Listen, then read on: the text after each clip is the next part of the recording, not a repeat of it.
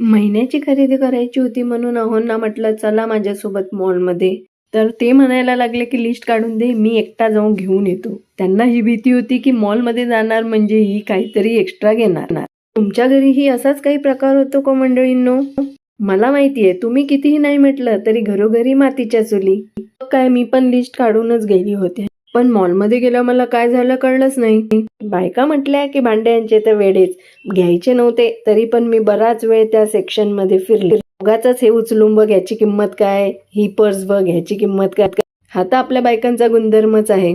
सर्व सामान घेतल्यावर जसं अमाऊंट वाढत होती तशा माझ्या हृदयाचे टोकेही वाढत होते.